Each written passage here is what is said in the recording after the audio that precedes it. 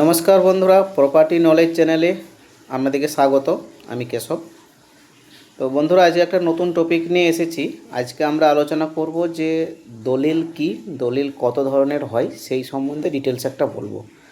তো অবশ্যই আপনারা জমি কেনা বেচার আগে, জমি বিক্রি করার আগে অবশ্যই একবার ভালো করে জেনে নেবেন। এই ভিডিওটা অবশ্যই আপনি দেখবেন না টেনে। তো অবশ্যই আপনি অনেক জানতে পারবেন এবং আপনি ভবিষ্যতে জমি কেনা বেচা বা জমি নেওয়ার আগে আপনি ঠকবেন না বা আপনাকে কেউ ঠকাতে পারবেন না। কারণ এখন যদি ডিটেলসগুলো না জানেন তো অবশ্যই আপনি ভবিষ্যতে অনেক টাকার ক্ষতি হতে পারে এবং লোকসান হতে পারে আপনার।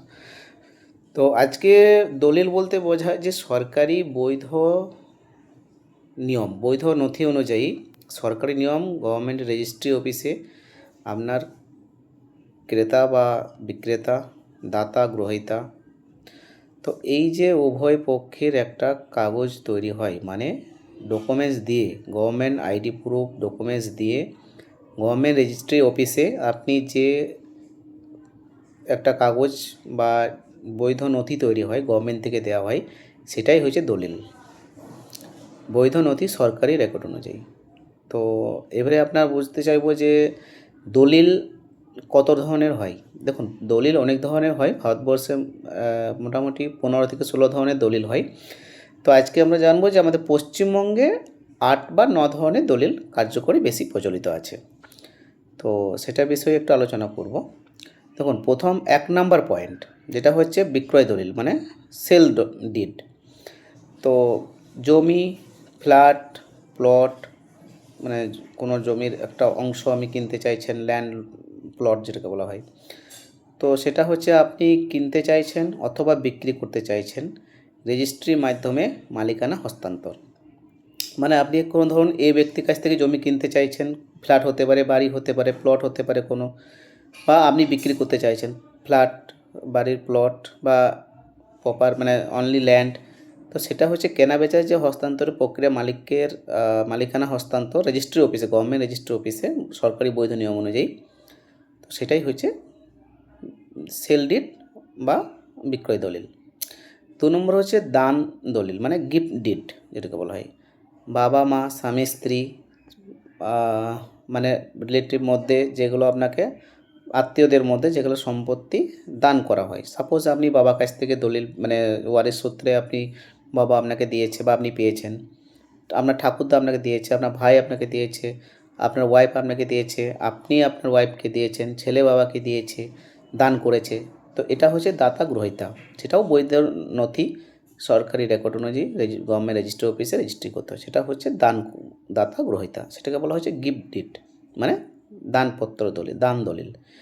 3 নম্বর পয়েন্টটা হচ্ছে বন্টন দলিল বা পার্টিশন ডিড। ভাই বোন বা আত্মীয় স্বজন, রিলেটিভদের মধ্যে যখন সম্পত্তি ভাগ বাটোয়ারা হয়, তো যৌথ সম্পত্তি ভাগ করার জন্য, সাপোজ আপনার বাবার নামে 10 বিঘা জমি আছে, আমরা 3 ভাই বোন। তো 3 ভাগ বোন যে ভাগ করার প্রসেস, মানে ডিভাইড করার প্রসেস, সেটাকে বলা হচ্ছে আপনার বন্টন। সরকারি রেজিস্ট্রি অফিসে গিয়ে যে মানে আলাদা আলাদা 3 ভাগে ভাগ করে সমস্ত খতিয়ান নাম্বার, দাগ নাম্বার, প্লট নাম্বার, মালিকের নাম, শেয়ার অংশ যেটাকে ভাগ করা হচ্ছে আলাদা আলাদাভাবে, এক একজনকার সমানভাবে ভাগ, সেটাকে বলা হচ্ছে বন্টন দলিল বা মানে পার্টিশন ডিড। পার্টিসিপেট নয়, পার্টিশন ডিড, যেটা হচ্ছে বন্টন দলিল। তাহলে কি হলো? বিক্রয় দলিল, দান দলিল, বন্টন দলিল। এবারে বলবো সেটেলমেন্ট দলিল। সেটেলমেন্ট দলিলটা কি? পারিবারিক সম্পত্তি, ধরুন আপনার রিলেটিভ, আপনার বাবা, আপনার দাদু, আপনার মা, নির্দিষ্ট কোনো সদস্য নামে, সাপোজ আপনার বাবা আপনার ভাইকে জমিটা একজনকার নামে, নির্দিষ্ট সদস্য নামে স্থায়ীভাবে দেওয়া হয়েছে। সেটা আপনার মা দিতে পারে, আপনার ভাই, বাবা দিতে পারে, আপনার ভাই দিতে পারে, আপনার দাদা দিতে পারে, রিলেটিভদের মধ্যে, নিজের রিলেটিভ, ব্লাড রিলেশন যেটাকে বলা হয়। তো সেটা স্থায়ীভাবে একজনের নামে, মানে কোনো সদস্য নামে দেওয়া হয়, স্থায়ীভাবে দেওয়ার জন্য, সেটা হচ্ছে সেটেলমেন্ট দলিল। এবারে আমরা জানবো মানে বন্ধক দলিল, যেটা ঋণ বলা হয়। তো বন্ধক দলিলটা কি?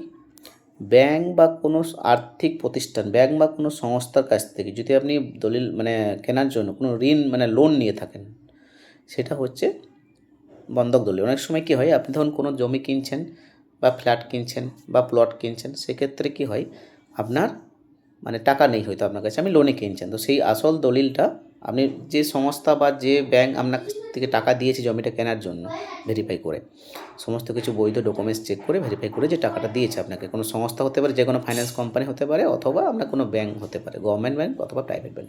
তো সেক্ষেত্রে দলিলটা ওনার কাছে জমা রাখতে হয়, কারণ আপনাকে যতদিন না আপনি জমির সেই টাকাটা শোধ করবেন সেই ব্যাংক বা সংস্থাকে, ফাইন্যান্স কোম্পানিকে, ততদিন আপনাকে জমিটা পুরোপুরি আপনার নামে হবে না। সেই জমির দলিলটা আপনাকে জমা রাখতে হয়, সেটা হচ্ছে বন্ধক দলিল বা মর্টগেজ দলিল ইংরেজিতে বলা হয়। এবারে আসছে আপনার ইজারা দলিল, লিজ ডিড, দীর্ঘমেয়াদী লিজের জন্য। সাপোজ আপনার জমিটা কাউকে লিজে দিয়েছেন, সে জমিটা চাষ করার জন্য হতে পারে, কোনো ব্যবহার করার জন্য, অফিসিয়াল কাজে ব্যবহার হতে পারে, বা আপনার কোনো ব্যবসা ক্ষেত্রে হতে পারে। তো দীর্ঘমেয়াদের জন্য যে একটা দলিল করতে হয়, সেটাও হচ্ছে একটা ইজারা দলিল। তারপরে আসছে আপনার পাওয়ার অফ অ্যাটর্নি, অন্য কাউকে নিজের হয়ে সম্পত্তি সংক্রান্ত কাজ করার ক্ষমতা। এটা বুঝতে পারলে না, বুঝিয়ে বলছি। সাপোজ আপনার 10 বিঘা জমি আছে, বা আপনার একটা ফ্ল্যাট আছে, বা আপনার বাড়ি আছে, এটা আপনি একজনকে সরকারি নিয়ম অনুযায়ী, সরকারি বৈধ প্রসেস রেজিস্ট্রি অফিসে যেয়ে আপনি একটা তার নামে ট্রান্সফার করলেন। ট্রান্সফার মানে পাওয়ারটা দিয়ে রাখলেন যে আমার হয়ে আপনি জমি সংক্রান্ত কাজ করতে পারবেন, আপনি সেটা অবর্তমানে, আপনি মালিকের অবর্তমানে আপনি কাজ করতে পারবেন। বুঝতে পেরেছেন? এটা হচ্ছে পাওয়ার অফ অ্যাটর্নি। তারপর হচ্ছে ত্যাগ দলিল, মানে রিলিজ ডিড, কোনো অংশীদার নিজের অধিকার ছেড়ে দেওয়া। সাপোজ আপনার রিলেটিভ, আপনার 4 ভাই, আপনার বাবা, 4 সন্তান, একজন বললো আমি নেব না, অংশীদার ছেড়ে দেওয়া। তো সেই অংশীদারটা ছেড়ে দেওয়াই হচ্ছে কোনো আপনার রিলিজ ডিড বা ত্যাগ দলিল বলা হয়। তো এইগুলো আপনার জমি কেনার আগে বা জমি কেনার পরে, বা আপনি কিনতে চাইছেন বা আপনি বিক্রি করতে চাইছেন কোনো জমি বা কোনো ফ্ল্যাট, বাড়ি, তো এইগুলো অবশ্যই আপনি চেক করে নেবেন। মনে রাখবেন, জমি কেনা বেচা শুধু একদিনকার ব্যাপার নয়, নেওয়া দেওয়া। দলিল সম্বন্ধে ভালো নলেজ অবশ্যই আপনাকে থাকতে হবে। আপনি নিজে যদি না পারেন, অবশ্যই একজন প্রপার্টি কনসালটেন্ট, মানে যে এই ধরনের কাজ করে বিশেষজ্ঞ, অথবা অ্যাডভোকেটকে দিয়ে অবশ্যই চেক করে তারপরেই সমস্ত ডিটেলস আপনি দলিল করবেন। তো আজকের দিনের জন্য ভিডিওটা এখানেই শেষ করলাম।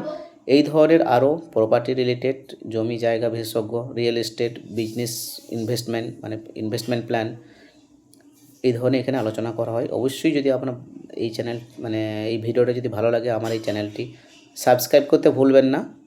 সাবস্ক্রাইব করুন, লাইক করুন, শেয়ার করুন, কমেন্ট করুন। তা ভালো থাকবেন, সুস্থ থাকবেন, সাবধানে থাকবেন। ধন্যবাদ। আবার দেখা হবে এই রিলেটেড ভিডিও নিয়ে, নেক্সট ভিডিও।